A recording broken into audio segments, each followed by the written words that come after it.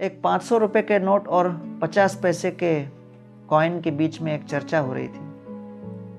500 रुपये के नोट ने कहा, मेरी यात्रा बड़ी अद्भुत रही। पहले मैं ये 5 स्टार होटल में था, फिर ये करोड़पति के जेब में गया, फिर प्रधानमंत्री के जेब में गया, राष्ट्रपति के जेब में गया, और फिर मैं खरबपति के जेब में गया, और इस प्रकार मैं एक करोड़पति से दूसरे करोड़पति के बीच ही यात्रा कर रहा हूं। आपकी यात्रा कैसी रही? और चवन्नी ने उत्तर दिया कि मेरी परिस्थिति तो बड़ी अद्भुत रही।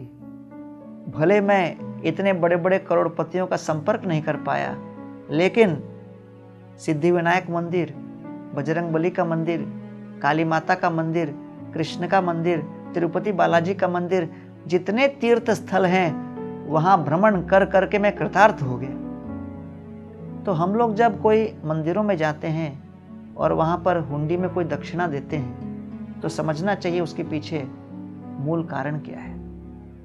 ये नहीं कि हम लोग कुछ दे रहे हैं ये सोचकर कि भगवान तू भी क्या याद रखेगा।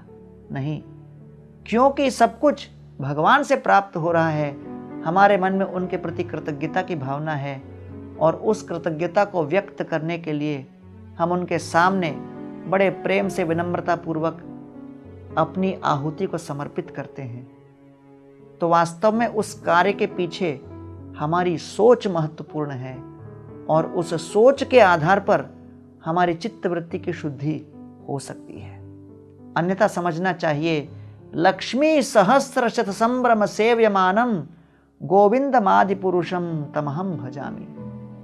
पूर्ण पुरुषोत्तम भगवान श्री गोविंद के चरणों में हम बारंबार समर्पित होते हैं, जिनके चरणों का पाद संवाहन निरंतर लक्ष्मी देवी कर रही हैं। लक्ष्मी देवी उनका पाद संवाहन करते करते अपने जीवन को कृतार्थ मानती हैं, क्योंकि वह समझती हैं कि जीवन का सबसे बड़ा सौभाग्य केवल धन प्राप्ति नहीं, लेकिन सेवा प्राप्ति है। और इसीलिए समस्त धन की स्वामिनी लक्ष्मी देवी निरंतर भगवान के चरणों का सम्मान करती है।